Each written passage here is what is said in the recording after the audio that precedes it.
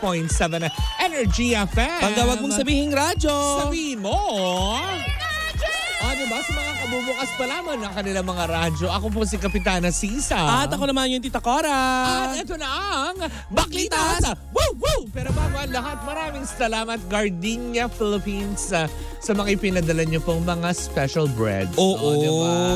Mari tinabunan naman nila tayo ng tinapay. Diba? Ang sarap. Thank you so much. Oo, ang sarap. Alam mo kung ano yung na-miss ko doon sa binigay. Kasi meron silang binigay ngayon ng mga pandesal. Oo. Ang super na-miss ko dyan is yung parang yung cheese roll ng Gardenia. Wow. Yun ang masarap doon. Ang sarap niyan sa kape, Mare. Na nakakaloka, syempre. Syempre kung diba? Kape. Oo. Lalo MX3. yung pa ba tayo? Oo. Diba? MX3 Coffee Mix. Oo. Alam mo, Mare, the best yan dahil alam mo, isi-celebrate natin ang 20th anniversary ng Energy FM Dagupan. Correct, hindi ba? Diba?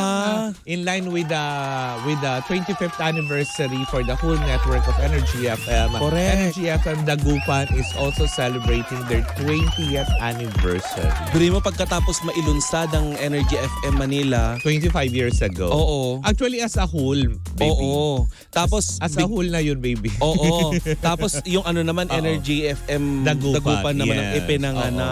Correct, diba? Na nakakaloka. So, ibig sabihin 20 years old na. Binata na ang ating istasyon. Diba? Na nakakaloka yan. Oo. Anyways, nako, eto na nga mga pinapakantabayanan ng lahat. Siyempre, tuloy-tuloy pa rin po ang ating tunog pera para sa araw na ito. Sirere. Ayan. At syempre, kahapon nahulaan niya na kina Jimbo, if I'm not mistaken. Oo. Nahulaan yung dahon. Oo. Diba? Kita mo nga naman, mahuhulaan ka agad nila, no? Excuse me po. Ayan. At syempre, hindi ba? Syempre, mamaya naman, kailangan na nilang tumawag sa programa ni Kuya Chico para mahulaan. Ang mahiwagang tunog na pahuhulaan natin for today's video. Pero mamaya, Mari, ipaparinig natin sa kanila bago matapos ang programa. Correct, di ba? Kung ano yung tunog ngayong araw na to. Pero eto na, speaking of multi-celebration, ay eto, mukhang nagbubunyi. Mukhang yatang matutuloy ang selebrasyon nang kung sakaling matuloy nga at maging formal na at makumpirma. Diba? Ang alin, Mare? Dami ko sinabi. Yan na. Yun nga, it's your lucky day. Nila Lucky Manzano, of course, the rest of the gang.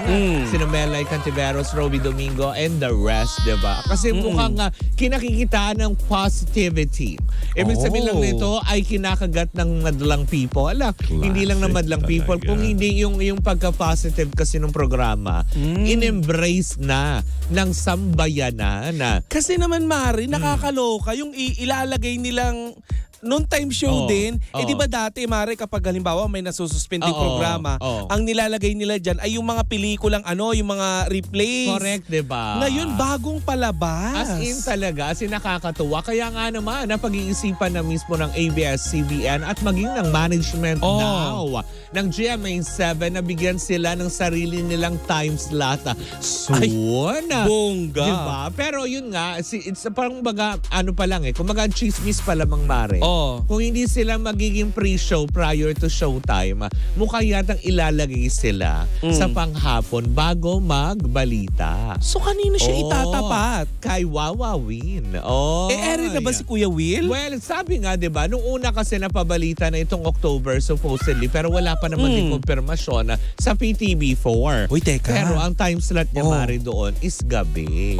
Mari, may narinig ako. Ano? Nahihirapan daw ang PTV4 na i-air si Kuya Will kasi ang dami daw gusto.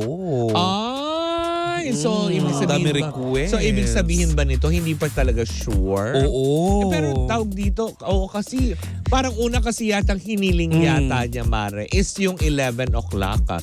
Kaya lang since government station siya, parang ito lang yata yung pwedeng ibigay sa kanyang time slot, yung panghapon na.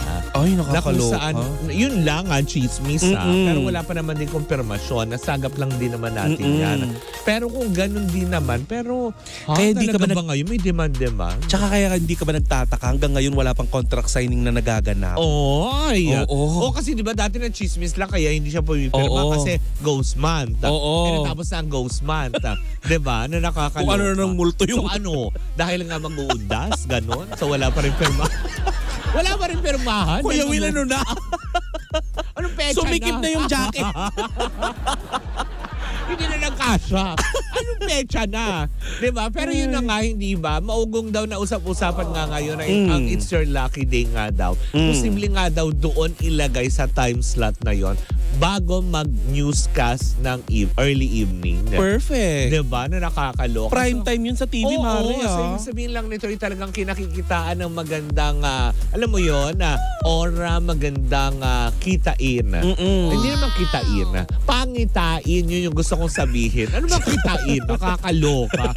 Negosyante. Oo. Kumbaga, kinakikitaan ng magandang pangitain kung kahit nga naman, pinag-iisipan na nga daw na ituloy nga itong It's Your Lucky Day. Kasi sayang naman daw kung 12 days lang ito ere. Tapos wala na. Diba? Kasi Mari, kung matatandaan natin, balikan lang natin kung paano sila nagsimula. Aksidente lang lahat ng pagsisimula nila. Kasi hindi sila uusbong kung hindi na suspindi ang showtime. Actually naman. Napakaswerte nila kung bigla sila magkakaroon ng time slot, Mare. Tapos ilalagay pa sila sa prime time. So in short, parang ito yung mga grupo na walang tapon. Oo. Kasi lahat kinagigiliwan, walang nega sa grupo, di ba? Na parang ang saya lang. Kaya nga naman talagang niyakap sila ng husto ng madlang people para dito sa panandaliang programa na ngayon ay posibleng humaba pa at maging permanente para sa lahat ng mga manonood. Ay, diba? nakakatuwa Good naman news yan. Good vibes on a Friday, di ba? Dapat mga ganun lang yung mga balitaan. Alam mo, Mari, may pagod na pagod dyan. Sino?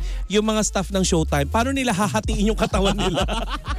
Ngayon, di ba may nagre-reklamo dyan na hindi nabigyan ni Meme? Hindi, pero kahit pa paano, alam mo yung Mari, masaya yun kung sakaling sila din yung mga underproduction. Kasi doble yung trabaho. Sabihin, dagdag kita. Matutulog pa ba kayo? Diba? No, nakakaloka. Eto na, diba? Kung yung dati nagre-reklamo na kasi hodang ganito ganyan. Ngayon, diba, ang biyaya bubuhos na sa inyo na tuloy-tuloy. Feeling ko maganda talaga ang kahihinatnan yan. Feeling ko din. Kasi ang tagal nang nawala ni Kuya Luis eh. Diba? Oy, Kuya Luis Santoro. Ano ba? Yung kapatid. Ate Luis? Hindi. Auntie Luis? Uncle. Ganon. Tol Luis.